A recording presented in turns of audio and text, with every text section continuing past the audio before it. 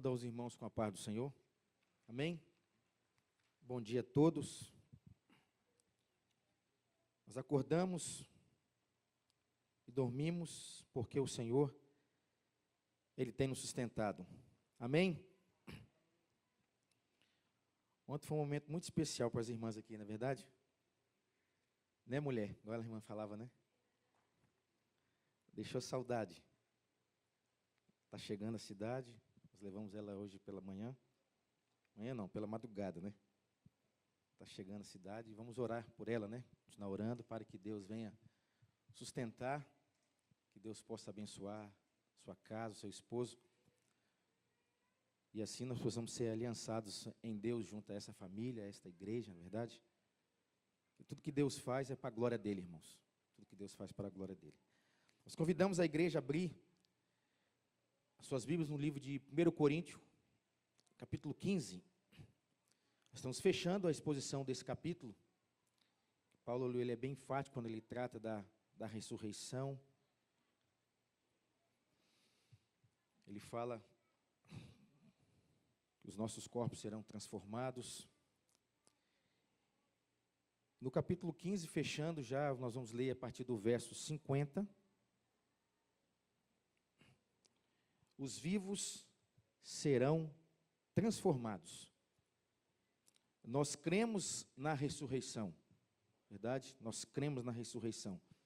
Nós descemos à sepultura, quando a trombeta ela soar, os mortos ressuscitarão para a glória de Cristo.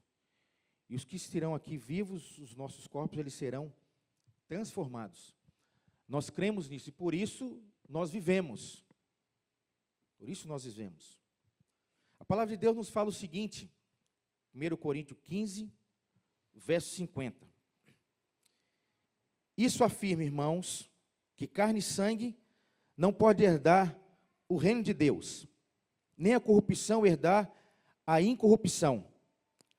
Eis que vos digo um mistério, nem todos dormiremos, mas transformados seremos todos, no momento, num abrir e fechar de olhos. Ao ressoar da última trombeta, a trombeta soará, e os mortos ressuscitarão incorruptíveis, e nós seremos transformados. Porque é necessário que este corpo corruptível se revista de incorruptibilidade, e que o corpo mortal se revista da imortalidade. E quando esse corpo corruptível se revestir da incorruptibilidade, e o qual é mortal se revestir da imortalidade, então se cumprirá a palavra que está escrita: tragada foi a morte pela vitória. Onde está a morte, a tua vitória? Onde está a morte, o teu aguilhão? O aguilhão da morte é o pecado, e a força do pecado é a lei. Graças a Deus que nos dá a vitória, por intermédio do nosso Senhor Jesus Cristo. Portanto, irmãos, meus amados irmãos, sede firmes, inabaláveis e sempre abundantes na obra do Senhor, sabendo que no Senhor o vosso trabalho não é vão. Louvado seja Deus. Senhor, nós te louvamos, te bendizemos, porque o Senhor tem feito uma promessa gloriosa para o seu povo. Nós seremos transformados. O Senhor nos dará um corpo incorruptível, Senhor. Aleluia por isto, porque a tua palavra, ela não falha. E nós cremos nela, Senhor Deus. E nós pedimos, na exposição da tua palavra, o Senhor lhe venha falar aos nossos corações. Abençoa a tua igreja, e que assim possamos ser edificados, e instruídos, e preparados pela tua palavra. É o que nós te pedimos, Deus, no nome de Jesus. Amém. Paulo ele fala sobre a ressurreição e transformação. A ideia central na ressurreição, os cristãos serão transformados de forma rápida e abrangente. sua participação na vitória de Cristo sobre o mal e sobre a morte, revigora, Paulo fala, o seu discipulado no presente. Paulo fala do contexto deste texto, depois de Paulo explicar a característica do corpo ressurreto, por meio de vários paralelos de transformação, no âmbito natural e planetário, Paulo agora ele conclui uma rica análise da ressurreição com a declaração em primeira pessoa voltada diretamente para os coríntios. Então ele faz toda essa exposição, toda essa explicação, falando sobre a transformação do corpo. Paulo fala que a transformação do corpo no estado perecível, é esse corpo que nós temos, para um estado imperecível ocorrerá de modo instantâneo, no momento em que todos os cristãos, eles forem ressuscitados. Esse corpo que nós temos, um corpo perecível, Paulo fala, esse estado perecível ocorrerá no momento em que todos os cristãos forem ressuscitados. Então ele fala que nós iremos morrer, e quando Cristo voltar, a trombeta ela soar, o Senhor nos dará um novo corpo. Nesse momento, quando nós ressuscitarmos, fomos transformados, Paulo fala o seguinte: o pecado e a morte não poderão, não tem mais poder sobre nós, sobre esse corpo, adequados agora para vivermos uma realidade com Deus. Esse corpo que nós temos, essa matéria que nós temos, nós não temos como vivermos uma realidade com Deus. Mas Paulo fala que quando os mortos ressuscitarem, o Senhor nos dará um novo corpo e nós teremos condição de vivermos agora uma realidade com Deus. Paulo ele termina o seu discurso aos Coríntios numa declaração conclusiva, uma vez que as coisas hoje perecíveis serão transformadas em coisas imperecíveis. E Paulo fala que isso, irmãos, nos motiva, é uma motivação suficiente para permanecermos fiéis em Cristo no presente. No presente. E o apóstolo encerra a sua argumentação agora, ele apresenta conclusões declarativas, e ele concreta, ele encerra, e ele vai para um modo repetitivo, um modo repentino, um modo agora conclusivo, falando sobre a ressurreição, que a ressurreição, ela produzirá algo maravilhoso. O que a ressurreição, ela produzirá em nós? Uma mudança completa. É isso que Paulo está falando. A ressurreição, ela trará para nós uma mudança completa. E quando Paulo ele vai agora para os versos que nós lemos, verso 50, Paulo fala o seguinte: carne e sangue não pode herdar o reino de Deus. O que Paulo ele estava falando? A limitação da carne e do sangue. Isso afirma, irmãos. Paulo ele já chega e já começa a sua resposta a essa carta, a esse questionamento a esses irmãos. Ele fala o seguinte: isso afirmo, irmãos, que carne e sangue não pode herdar o reino de Deus, nem a corrupção herdar a incorrupção. O que Paulo também ele vai dar um paralelo nesse verso, lá em Romanos 8, 23. Aqui ele fala, carne e sangue não pode herdar o reino de Deus. E lá em Romanos, Paulo fala o seguinte, 8, 23. Gememos em nosso íntimo, aguardando a adoção de filhos, a redenção do nosso corpo. Isso parece muito contraditório, na verdade. Ele fala que carne e sangue não vai herdar o reino de Deus. E agora, lá em Romanos, ele fala que ele aguarda a redenção do nosso corpo. E quando nós fazemos uma análise profunda desses dois versos, eles revelam a mesma coisa, eles apontam para a mesma realidade, Que realidade é essa? A transformação seria necessária para viver a vida eterna. Nós não vamos habitar num lugar onde é santo, puro, como este corpo. É isso que Paulo está falando. Nós teremos que ser transformados. E quando nós pegamos no verso 50, Paulo fala o seguinte: Paulo enfatiza que a natureza perecível e limitada, carne e sangue, que são sujeitas à corrupção e morte, ele argumenta que a vida eterna no reino de Deus requer uma transformação radical. Carne e sangue não vai herdar o reino de Deus, irmãos. Ele requer uma transformação radical. Paulo fala isso, uma mudança de natureza. Essa transformação ilustrada na ressurreição de Cristo, que é a ressurreição do corpo glorificado, incorruptível e imortal. Louvado seja Deus por isso. Aí quando Paulo ele vai em Romanos, já em Romanos 8, 23, Paulo reconhece a realidade presente da fraqueza e da mortalidade do corpo humano, mas aponta para a esperança futura da redenção. Aleluias por isso. A palavra redenção, ela implica em libertação, restauração e renovo. No contexto da carta que Paulo fala aos romanos, a redenção do corpo se refere à transformação do corpo mortal a um corpo glorificado, semelhante ao corpo de Cristo. Irmãos, nós cremos nessa transformação.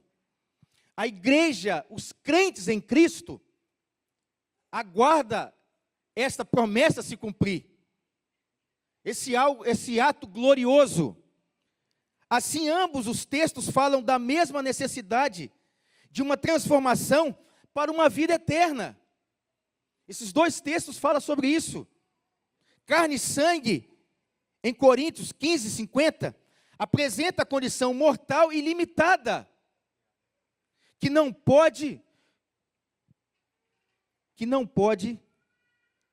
viver na presença de Deus. Não temos como.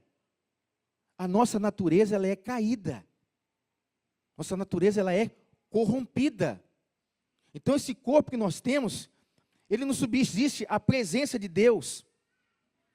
A redenção do corpo em Romanos 8, 23, aponta para a transformação gloriosa, que irá nos dar capacidade para participarmos da vida eterna no reino de Deus.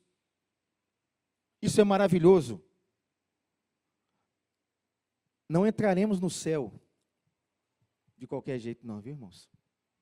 Não vamos entrar não. Teremos que ser transformados. Teremos que ter um corpo incorruptível. É uma eternidade que nós vamos viver, onde o tempo não é contado. Não haverá morte, não haverá sofrimento, não haverá dor. Tudo que nós estamos passando aqui é devido ao pecado, à queda que houve. Então esse corpo que nós temos vai perecer e vai ficar aqui. Glórias a Deus por isso. Não vamos ter mais enfermidade, não vamos sentir mais fome, não é verdade? Não vamos ter mais dor, não vamos ter mais nada.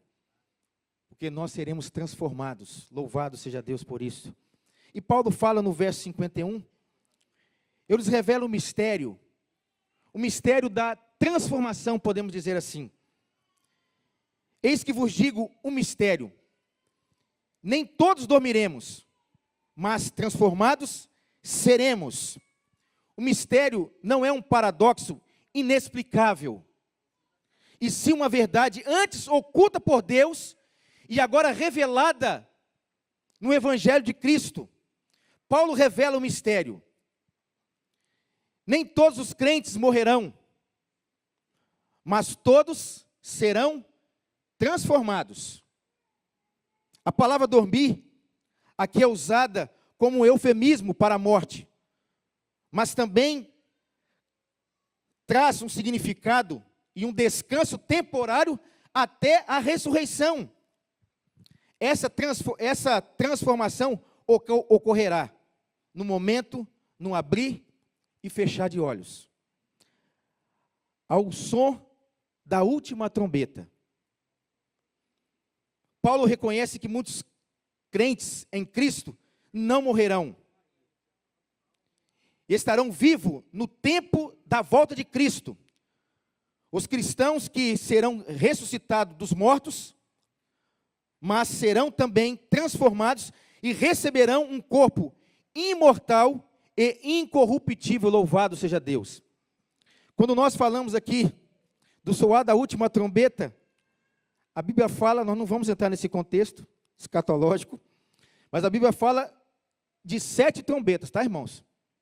Não é de 4 trombetas não, tá? São 7 trombetas, é verdade? Aquilo que nós aprendemos, a última trombeta, não é a 4ª trombeta. E nenhuma trombeta ainda soou. Enquanto o mundo existiu, existe, está aí as doenças, a ação na natureza, tá? Mas isso aqui não é um assunto para esse texto aqui. Temos que trazer para a igreja uma parte escatológica, para a igreja entender sobre as trombetas, sobre aquilo que vai acontecer. Amém? No verso 52, fala da ressurreição e a transformação.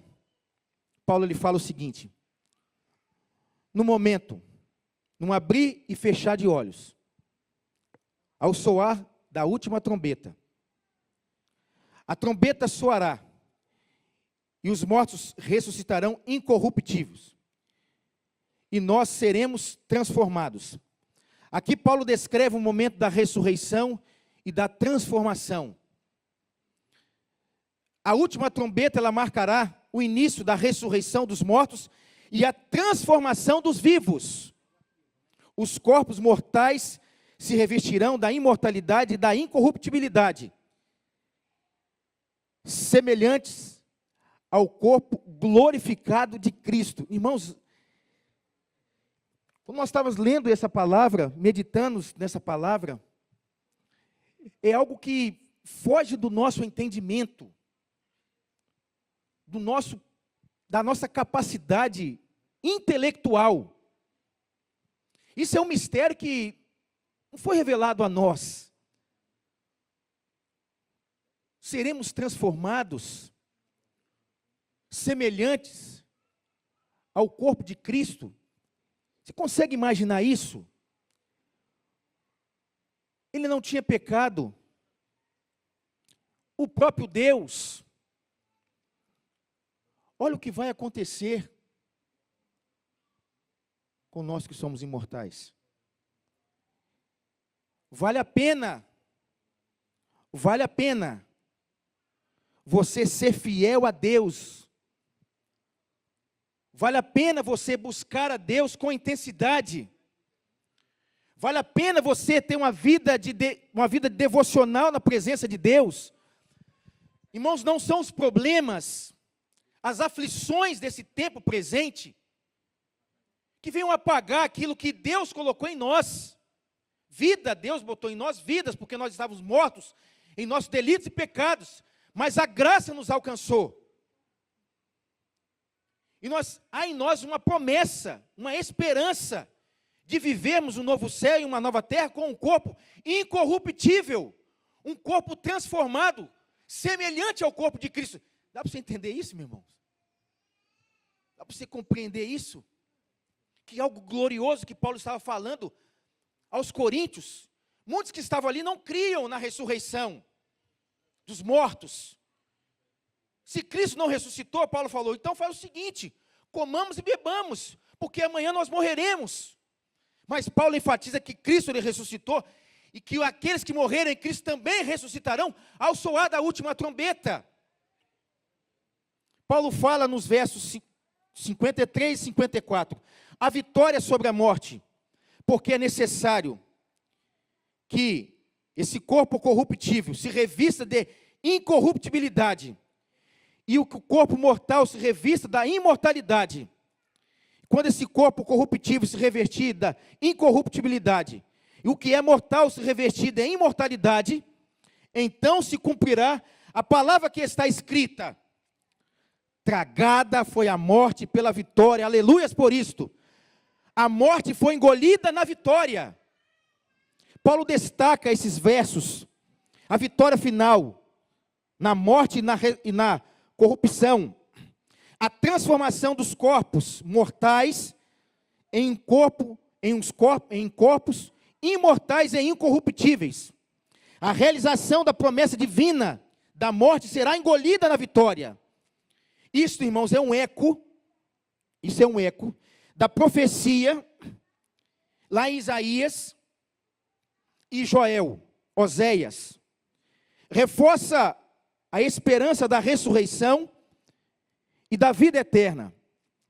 E Paulo, ele menciona isso nesses dois profetas, falando o seguinte, Isaías 25, verso 8. Tragada a morte para sempre, e assim enxugará Deus enxugará as lágrimas dos rostos e tirará da terra o nosso opróbrio, tirar o opróbrio do seu povo, porque o Senhor falou. Ele também menciona Oséias 13, 14. Eu os remirei do poder do inferno e resgatarei da morte. Onde está, ó morte, as tuas pragas? Onde está o inferno, a tua destruição? Os meus olhos não veem em mim arrependimento. O que Paulo ele fala? Embora Paulo cita, não corretamente, o modo exatamente da palavra Septuaginta, mas o suficiente para ele não deixar dúvida e que nós podemos entender aquilo que Paulo tem em mente nessas passagens de texto de Isaías, quando ele cita não corretamente aquilo que está, quando nós falamos de Septuaginta, nós falamos do Velho Testamento. Então ele fala do Velho Testamento porque toda a base teológica de Paulo também está no Velho Testamento. Paulo conhecia muito também.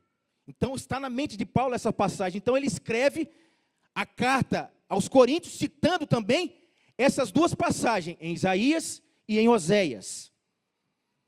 Em Isaías ele fala, faz parte da seção e anuncia a salvação concedida de Deus a todas as nações ou todos os povos. A citação em Oséias faz parte de um juízo em que Israel tinha diante de si mesmo um castigo de morte, mas somente Deus poderia livrá-los da sepultura. Então Paulo faz essa menção a esses dois profetas do Velho Testamento, a Septuaginta, falando sobre essa passagem que ele fala, que nós lemos no verso 53 a 54. Já está quase na hora, né? Temos que correr. Vamos ver se a gente consegue fechar esses capítulos. Quando nós pegamos o verso 55 ao 57, qual é a tônica de Paulo? O que Paulo ele está falando? A derrota do pecado e da morte. Paulo fala o seguinte: onde está a morte, a tua vitória?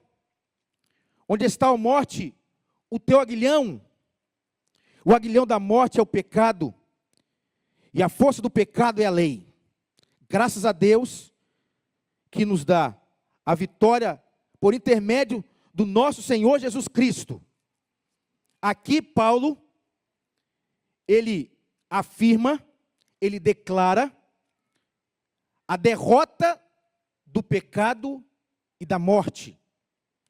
A morte perdeu seu poder devido à obra redentora de Cristo. Olha que maravilha.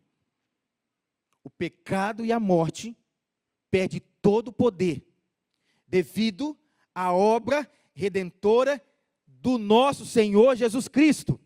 O aguilhão da morte, que é o pecado, é neutralizado. Ele é neutralizado pela graça de Deus. Louvado seja Deus por isso. A vitória é nossa por meio de Jesus Cristo.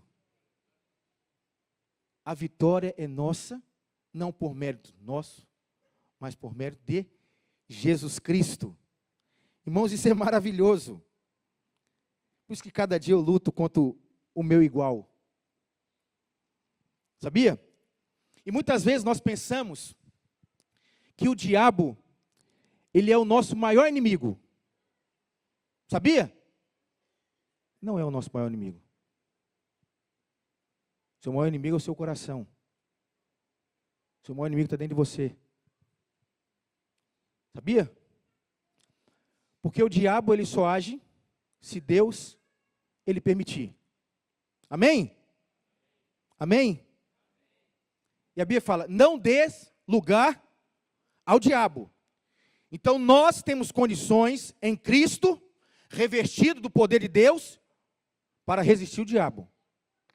E ele só vai agir se Deus permitir. Pronto.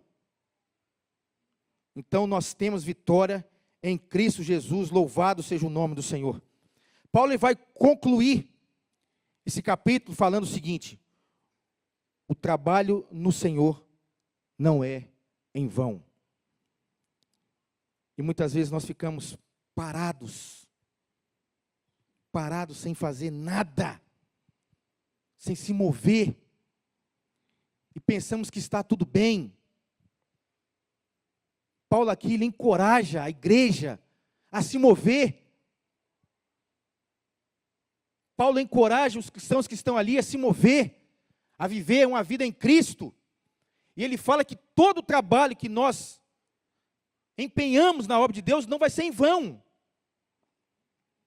Portanto, meus amados irmãos, Paulo fala, sede firmes, inabaláveis e sempre abundantes na obra do Senhor. Essa palavra chega nessa mesma força para nós hoje. Portanto, meus amados irmãos, da igreja IRVV, sedes firmes, inabaláveis, sempre abundantes na obra do Senhor, sabendo no Senhor o vosso trabalho não é vão. Esses versos, há uma exortação final e poderosa para encorajar os crentes a permanecer de firmes, inconstantes na fé e sempre abundantes na obra de Deus. Ele assegura que o nosso trabalho, o nosso esforço, irmãos, não vai ser em vão. Não vai ser em vão. Pois tem uma promessa eterna. Uma certeza, irmãos. E essa certeza, ela tem que nos motivar a vivermos uma vida dedicada a Deus. Sabendo que a nossa obediência e serviço serão recompensados na vida eterna. Não espere aqui recompensa de pastor, elogios. Não esperam isso. Esperam em Cristo, porque Ele é a nossa esperança. Ele é a nossa esperança. Paulo fala o seguinte: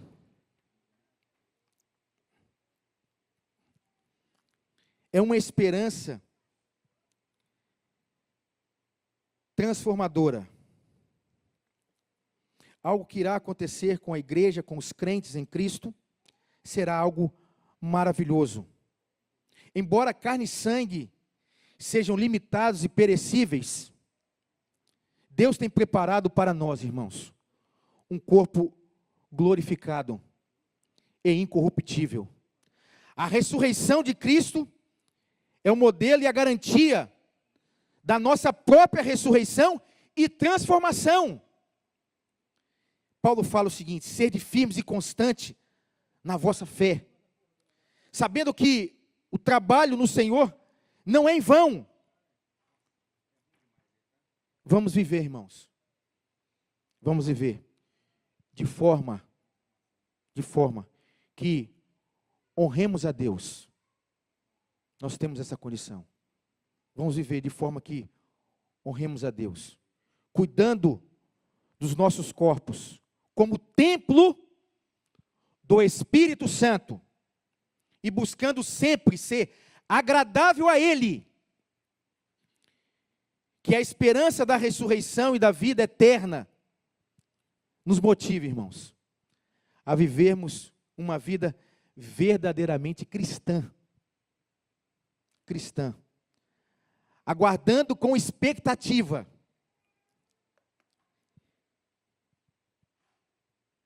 a volta do nosso Senhor Jesus Cristo. Que possamos viver assim, aguardando, esperançosos para a volta do Senhor Jesus. Entendemos que nós precisamos de ter uma vida de intimidade com Deus. E que a igreja possa sair daqui com a mentalidade. Primeiro, nós seremos transformados. Nem todos dormiremos ou morreremos. Muitos irão ver a volta gloriosa de Cristo. Mas fechando isso, enquanto nós estivermos aqui, que possamos ser firmes e constantes, sabendo que o nosso trabalho no Senhor não é em vão. Então, meu irmão, minha irmã, regaça a manga e vamos trabalhar enquanto é dia. Amém? A igreja de pé. Senhor, nós te louvamos por essa promessa gloriosa. O Senhor nos dará um novo corpo, Senhor. Às vezes nós estamos tanta vaidade naquilo que vai perecer. Ah, meu Deus, tem misericórdia de nós. Que possamos entender que isso tudo vai passar. Que esse corpo corruptível ele vai passar. E que possamos nos preocupar mais, muito mais, Senhor Deus, em termos uma vida de retidão. Nos prepararmos mais, Senhor Deus, para vivermos uma comunhão contigo. Nos sustenta, ó Deus, sustenta o teu povo neste lugar. E que possamos ser firmes, constantes para a tua glória. É o que nós te pedimos, no nome de Jesus. Amém.